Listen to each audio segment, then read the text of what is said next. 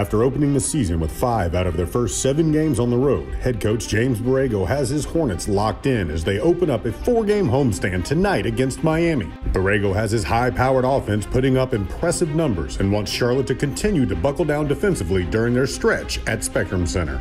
This is the Hornets.com Coaches Show. Welcome to the Hornets.com Coaches Show. I'm Matt Rochinski from Hornets.com, joined by Chris Kroeger, who has been on the road with this team. I don't get to see Chris all that often. It's good to be back. Stopped in for one day, got to see him, say, hey, how's it going, Chris? And then you guys took off again and went to Philly. Look, I'm a rookie too, so I'm like Miles and Devontae. I'm trying to get my bearings. And, I had somebody tweet me the other day, one of our fans, saying, do you have a new appreciation for what these guys go through on the road? And absolutely, I've done it for a week, and I absolutely have an appreciation for the grind that is the NBA schedule. So 4-game Eastern Conference road trip, but the good news is it's in the rearview mirror now. Go 2-2 on the road trip and had a chance to go 3-1, and now we're home 17 of the next 25 games if you're counting at home. So 17 of the next 25. So how important is this stretch, do you think? I'd say it's pretty big, right? Because this team's sitting at 3-4, and really all these games outside of the Toronto game, you've had a chance to win, right? Even against Milwaukee, who looks like one of the teams at the class of the Eastern Conference right now. You look at the game in Chicago to close out the road trip, actually had a lead with a few minutes to go and let it slip away. And then you look at what happened in Philadelphia on Saturday night, second night of a back-to-back. Philly was steaming. They're trying to get a win. They were 2-3 coming in, and they found a way to battle with them. And really, that game was there for the taking, too. The Hornets had a lead at points in that game in the second half. So it's a big stretch, but I think more than anything, it's just get into a rhythm, right? I think it's hard to get into a rhythm when you play a big opener at home against a big-time opponent, classic night, classic court, classic uniforms, and then you got to go on the road for 4. So now you're home for a little while. Let's settle in and get into a routine. And we start this home slate here tonight at Spectrum Center against the Miami Heat. Big game. A team that we all know. I mean, there's just kind of that natural rivalry that's kind of starting between the Hornets and the Heat. I kind of feel it. What is it going to take to top this Heat team? I think it's got to be physical again, right? So you go back to that back-to-back that the Hornets swept in Orlando and Miami. That was a week and a half ago now at this point. They really established themselves on the defensive end. And we'll hear from Coach in a little bit. I'm sure he'll talk about that. But they found a way to, I think, bring a physical presence. And if you've watched this team go up against Miami the last few years, I think Miami has been the aggressor. They've been the team that's lined up and said, we're going to impose our will on you guys. So to see the Hornets really bring that fight to Miami, in Miami, now the Heat want to counter. And they're getting a little bit more healthy. I think we might see Wayne Ellington. Haven't seen him out there. He was healthy, didn't play the other night. We'll see if he gets into the rotation. And you got some other guys that are fighting back as well. So I think you're going to see Miami a little bit healthier. And when it's all said and done, I think Charlotte and Miami expect to be battling for playoff positioning together. Coaches and players will say one game isn't more important than the next. Everyone's a W or an L in the win and loss now. We understand that. When you're starting a homestand, though, how important is it to get off on the right foot? I think it's big, and you might even say, and this is crazy to say because you wouldn't have said this when the schedule came out, this might be the most difficult game of the homestand because you start with Miami. OKC is limping right now as they come in. They'll still be a really tough game to play, but OKC is limping. You'll get Cleveland as well. They just fired Tyronn Lue just 6 games into the season, 0-6, and then you get Atlanta to close it out. And so Atlanta, again, it's a division rival. They're always tough, but they're a team that's clearly in a different place right now. So I think if you win this one tonight, you could really put yourself in a position. I'm not going to say sweep the homestand. That's never easy to do, but you you take it, and I think you put yourself in a position to have a great homestand. All right. So now we're looking at this. These guys are starting off this homestand, want to get off things on a good note. There's a lot of storylines that are going on with this Hornets team right now. Pace of play, we know that's increased. 3-pointers, we're killing it in 3-pointers right now. Assists, we're 13th in the league in assists. There's all these things going on. But to you, bigger story, Kemba Walker's start or the play of our rookies? I think both those things fans are talking about. No, that's a great question. And I say this not lightly because Kemba's 3rd in the NBA in points per game. He's 2nd in total points scored behind Stephen Curry. 2nd in 3-pointers made behind Stephen Curry. He's shooting over 40% from deep. He's been electric, right? He's done everything you'd ever want him to do. He's scoring over 32 points a game, 5 rebounds, 5 assists. The guy is headed to another All-Star game, which is here in Charlotte, right? But I think the difference of what's going to take this team to another level is not just Kemba's play. Kemba can only do so much. He'd admitted himself. It's got to be other guys. And so to see Miles step in right away, and Miles is basically top 5 in every major statistical category for rookies right now. He's also second in player efficiency among rookies. Only DeAndre Ayton is higher than him. He's the #1 overall pick. So Miles has made an impact. I think you see his impact grow game by game. And then how about Tony getting some rest Saturday night, and Devontae Graham slid right in, impacted the game on both ends of the court, and you're not surprised. I don't think it's hard to be surprised because I think that's who Devontae is as a player. He stays ready. So I'd say the rookies because I think they're going to have a bigger impact. If this team's a playoff team, I think it's going to be because of the role players, not just Kemba. I never thought I'd say that that's a fair answer, and it's not Kemba Walker, but I think that that's a fair answer. And here's also the truth. I think we've got to quit being surprised at how good Kemba Walker is. I tell people this all the time. It's who he is. Yep. He's among the elite point guards in the NBA. Speaking of Miles, I was talking to him just the other day, and he said, yeah, Kemba's one of the 5 best point guards in the NBA. So you start naming names and you think about what Miles thinks of Kemba Walker, that's what everybody should think of Kemba Walker. He's an elite player, so to see him scoring at this level, impacting the game, that's who he is. He's that type of player. Well, our fans are going to have all kinds of chances to watch Kemba Walker play over the course of the next week. 4 games right here at Spectrum Center. Season tickets are still available. Make sure you check it out now. We all have high expectations for Malik this year, and obviously he's been in the building all summer.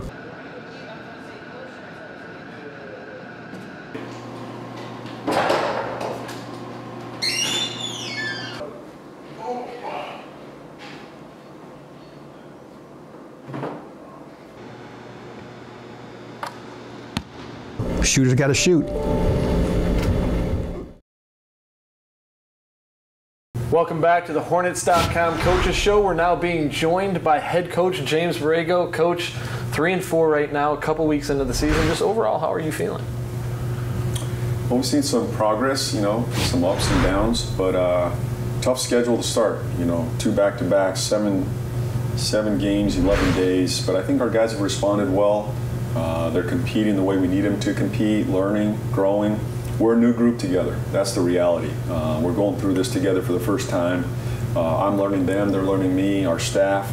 But I think we're trending the right direction. 3 of our losses were by 2 points. We're right there. Now we just got to execute down the stretch. We're trending the right direction. We're a top 10 offense. We're about 14th right now in defense. We want to trend. We want to move that defense to top 10. If we can get top 10 in both, I think we've got a chance to be a pretty good team this season. When you talk about any time you settle into a season, it's finding your identity, right? The teams that do it the quickest settle in and do that over 82 games, I think, are the teams that tend to have staying power, right? So how close do you think you are to that? And what's a good timeline to try to do that? Because it's a long season, but at the same time, these games come quickly too. Quick, yeah. I mean, there's no time to waste here in the season. You got to get right after it, and the schedule hasn't afforded us much time. You know, we've gotten right after these first 7 games. Some teams have probably played 5 games right now. But yeah, to your point, it is about identity. Who are we, and who are we going to be throughout the season, and how do you get better in those areas? And for us, it starts on the defensive end, and our guys know that. You know, we are a defensive team first, and I think we saw that the other night in Philly, back-to-back. Our defense gave us a chance to win that game. The way we guarded against Chicago, you know, coming back after that loss, that's who we are. And we got to be a defensive team first, a disciplined, structured, smart defensive team with some toughness and grit behind it. And then offensively, a quick decision, high-paced, ball movement, body movement type of offense. If we can do those 2 things, I think we have a chance every single night. But obviously our defense every night sustains us and gives us a chance to win every single night. And is it just about finding consistency? Because after the Chicago loss, obviously you challenged these guys and they've responded really well. Yeah, it is about consistency.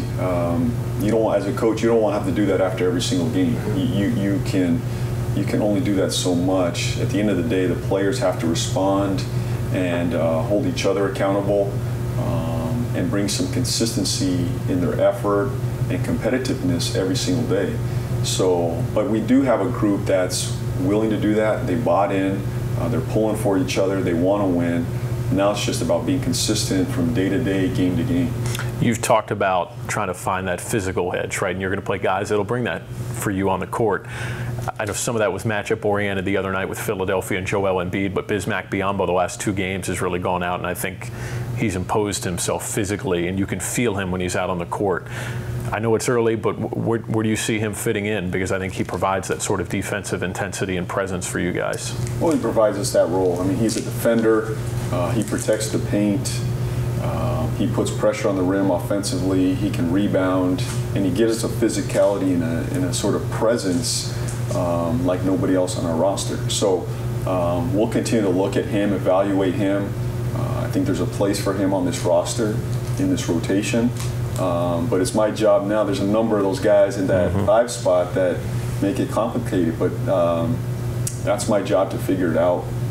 Each center provides us something different, and Biz provides us that edge, that toughness, that physicality that we need. While we're talking about the roster, obviously, Kemba Walker coming off Player of the Week honors, playing at a completely different level right now, averaging over 31 points a game. For you as a coach, how enjoyable has it been to sit back and kind of see what Kemba can do now that you're into the full swing of the regular season? And what does he bring to this team, and how exciting is it? Well, he's just a joy to coach, a joy to be around every day. His spirit, his competitive spirit, the guys, he's just infectious. You know, every time he steps on the floor, he loves the game of basketball. He loves to compete. He loves his teammates.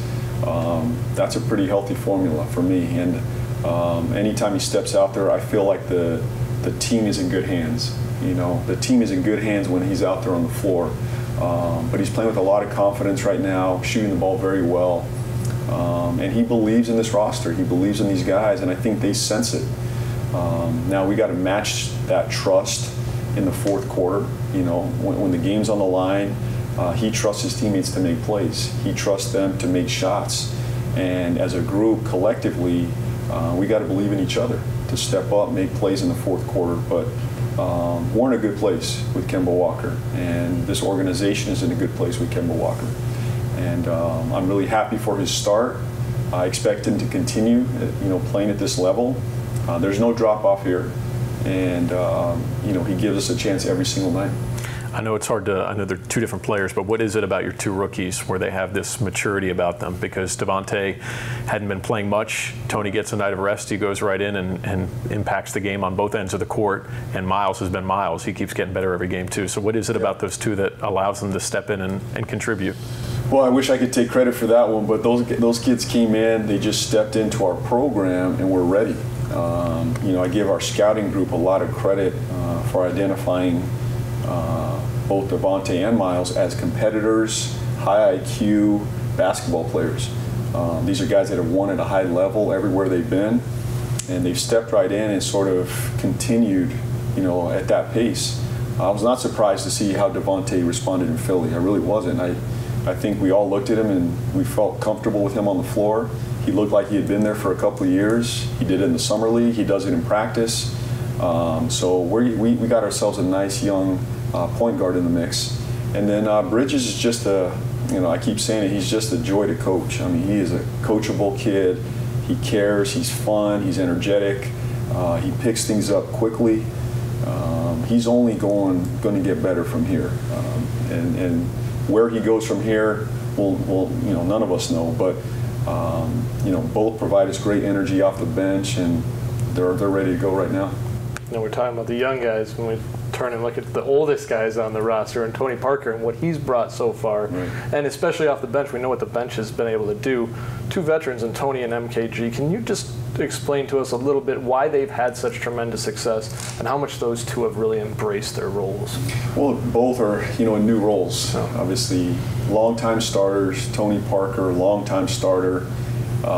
This is a new role for him. New team, new organization, new teammates. And I give him a lot of credit. This is not an easy sort of transition to come here. The easy thing would be to stay in San Antonio, finish it out there. He embraced a new challenge, a new role, and he's been fantastic. Not just for me, but for the players like Kemba Walker, Malik Monk, even Nico. You know, he's really impacted their game. He's given them a confidence, and I think that's something that Tony embraces. He wants to help these young guys get better and grow in their role. It's a very unselfish approach that Tony's taken. But in the game, he's been fantastic. He ignited us in the Chicago game at home, played very well there. He's pushing this group. He's not sitting back sort of trying to figure this out. He wants to win. He wants to win now. And there's no time to, feel sorry for ourselves or wait. We're making a push here, and he's a major part of this. So really proud of his effort and his leadership so far right now. And MKG, just a humble spirit. I mean, this is a guy that longtime starter, has embraced his role from day one here with our group. It's not been easy, for him adjusting to a new style, a new position in a new role, but he's handled himself with class, with a maturity that just speaks to the type of person he is, the character he is. He's about team. He'll win and do whatever it takes to help his team win. There's a lot of plays that don't show up in a box score that he makes consistently for us. When he steps on the floor, I know our game's about to take off. And sometimes I can't wait to get him in the game. He's just he's ready to go from day one or minute one, and he's a major part of what we're trying to do here. So your offense is clicking at a pretty high level right now, but across the board, offenses are through the roof right now in the NBA. What do you attribute that to? Because freedom of movement rules have certainly attributed, I think fouls are up by about 4 per game on average, but that doesn't account for everything. Teams are taking more threes as well. Pace is up a little bit, but what's going on in the NBA where we're seeing this offensive explosion, and can it sustain itself over a full season? Well, I think it can. I think this is our new NBA is what we're seeing, and shooters are only getting better. The space is only opening up more. Guys are getting better at the rim. I think the rules are providing for that. That's part of it. So you add that all together, teams are playing faster. That combination is a lot on your defense. It's a stressful time right now for defensive coaches. And I think it's throughout the NBA. There's no, there's no magic fix for defending this. This is just the new NBA that we got to get used to and figure out how to guard. So, to answer your question, I think this is where we're going to stay. Pace is up now. Threes are only going to go up from here. It's like we need another three-point line almost to expand the game here. But we're playing at that pace. We want to shoot threes and get to the rim. And guys are only getting better and better at it. The athletes that are coming in are only getting better and better. So, I think it's here to stay. As much as the schedule makers were hard on you guys, sending you off on the 4-game road trip, you're back home now. Get 4 games at home in 7 days. How important are those games going to be to kind of help this team establish how it wants to start this month? Well, we got to get off to a good start here at home again. Like you said, we got 4 in a row here. We got to take care of home. When we play at home, we feed off our crowd. We love the energy behind us. We want that fan base going crazy. And we got to give them something to be excited about. And I think getting off to better starts will help. Having great energy there in the first quarter. We're winning every quarter except the first quarter right now. Done very well in the second quarter. We're winning the third. We're winning the fourth. But we got to get off to better starts, and I think our home crowd can help us with that here in the first quarter, just with the energy, the feel of that crowd behind us. So 4 very important games for us, and it starts tomorrow night with Miami. And it's really even a bigger stretch than that. You're talking 17 of the next 25 are at home. I think if you fast forward to the end of the schedule, I know you don't want to think about that yet, but 17, we'll take it one day at a time, but 17, I think, of the final 21. You made this schedule, by the way. Did you make this schedule? I did not. I would have been a little bit more favorable, but I think 17 of the final 21 are on the road. But those stretches, right, these longer chunks, are what can ultimately determine your season, right? Well, you got to take advantage. I mean, this is we got to be opportunistic here. There's some ground we got to make up right here at home in our backyard. We got to make up some ground here. Take advantage when we are home. This is a big stretch for us right now. We can't relax being at home. We almost got to tune it up and get even more aggressive here over these next 4 games. And I think from there it'll lay out the rest of the way. But we're excited to be back home. All right, well, thanks a lot for joining us, Coach. We really appreciate you checking in with us this week. We'll have Coach back next week on the Hornets.com Coaches Show. Check out our recap of the top 3 in the Hornets' top 30th anniversary team.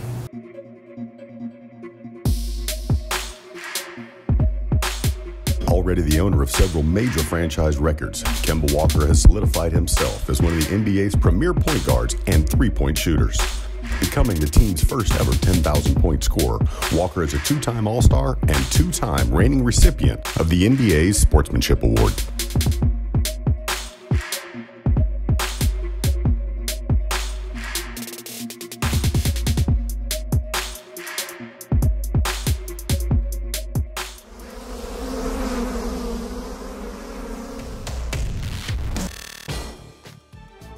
One of the top bench players in the NBA during his era, Curry's decade-long run in Charlotte was synonymous with long-distance excellence and reliability. The franchise's second all-time leader in points and three-point field goals, Curry is still the only Hornet to ever win the NBA's Sixth Man of the Year award, doing so in 1994.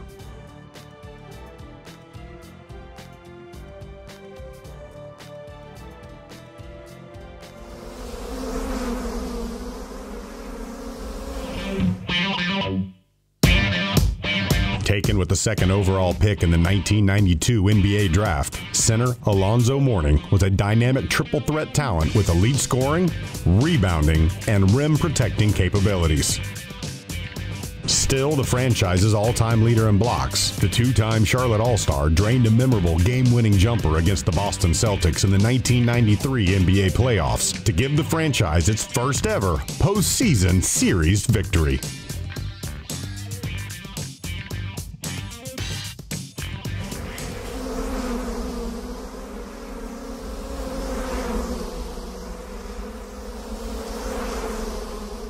Welcome back to the Hornets.com Coaches Show. Chris, we just had a chance to check out the top three in the Hornets' all-time 30th anniversary team. Yep. Top 10 was revealed last week. A lot of big names on there. A lot of controversy, I feel like. A lot of controversy, yeah. Kemba at 3 really got our fans riled up.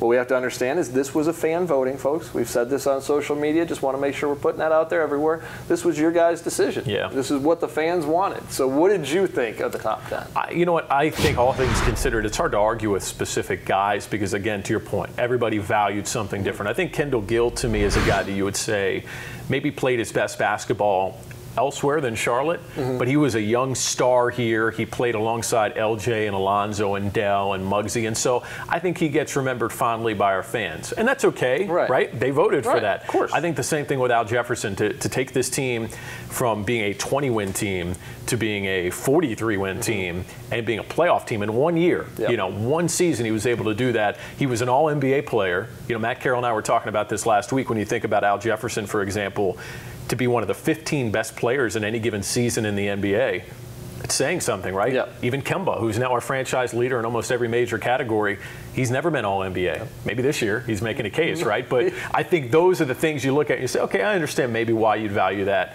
All things considered, I thought the list was pretty fair. My list looks a little different, okay? And this is in no specific order, but we'll go chronologically. It makes more sense. But this is in no ranking order here. I've got LJ, Zoe, Muggsy, Dell, Glenn Rice, Anthony Mason, Gerald Wallace, Emeka Okafor, and of course Kemba Walker. You got to put Kemba on the list. So when you make your list look like that, I think all of a sudden you start realizing, man, who do you take off, right? I think David Wesley's should be in the top 10 as well. David Wesley's a guy that is leading our franchise's history in playoff points scored. Okay, that's no small feat. He was a great three-point shooter. He was a bridge between the Hornets hardball teams in the mid-90s and then the early 2000s with Hornets hardball 2, with Baron Davis and P.J. Brown and Jamal Mashburn and Eldon Campbell. So I think David Wesley kind of gets forgotten in our team's history. And Mace, you like Mace, huh? Big Mace fan. Our all-time leader in triple-doubles, Nick Batum's coming for him in that regard. And I think of Mace as a guy that his game transcends any era of basketball. He was so dominant. In that time, he could pound you down low. Even for a big man, he'd step out and knock some jump shots. He could rebound well, could defend well. But could you imagine Mason playing in today's NBA? Could defend multiple positions. He could shoot the three ball. He's great around the rim. So I think guys like Anthony Mason, Glenn Rice, obviously, from a scoring standpoint, was the most lethal pure scorer this team has ever had in any era. So, yeah, there are all sorts of guys. You start naming names, and this is the tough part, right? Who do you leave out? And a lot of our guys in our franchise history have spans of careers here that are 2 years, 3 years, 4 years. That's why I give staying power to Kemba, to guys like Emeka, Gerald, Muggsy, Dell. I think to have sustained, really solid to above average, great play, it's hard to do in this league. And we haven't had a lot of guys in our history do that. That's so the true. ones that we have, I think you got to value them. And I'll give you all the credit in the world. Emeka Okafor, I agree with you. Emeka Okafor would have been on my top 10 list. All-time leading rebounder, right? For the Charlotte franchise. Yeah. I mean, that says something. And I think if Mech might have been maybe a little more outspoken, maybe a little more in your face, maybe Mech would have been more endeared by the fans. But this guy was just night in, night out, good for a double-double. You know what he's going to bring every game. And who won Rookie of the Year that season? It wasn't Dwight Howard. It was Emeka Okafor. And so, so those are the things you like, individual achievements to me, individual accolades, team achievement. You got to find a way to balance both. That's my list, though. Right. Some fans probably just voted off popularity, and that's fine too. Who did you relate to? Whose trading cards did you have? Whose jersey did you love? That's fine too. Completely understandable. And I talked to Kemba's okay with it. Kemba says he's going to work his way up. Well, wait till the 40th anniversary, Exactly. At the 40th, he'll be number 1. Yeah, wait till 50. We'll see. We could talk about this all day. Unfortunately, we got to get going because we've got a game tonight against the Miami Heat. Chris is going to be on the call. We're going to be doing all kinds of stuff on Hornets.com. Make sure you follow complete coverage on all of our Hornets networks. It's good seeing you all again. Make sure you join us next Tuesday for the Hornets.com Coaches Show. For Chris Kroeger, I'm Matt Rochinski with Hornets.com. Be here. To get your 2018 season membership, call 704-HORNETS. This is Buzz City.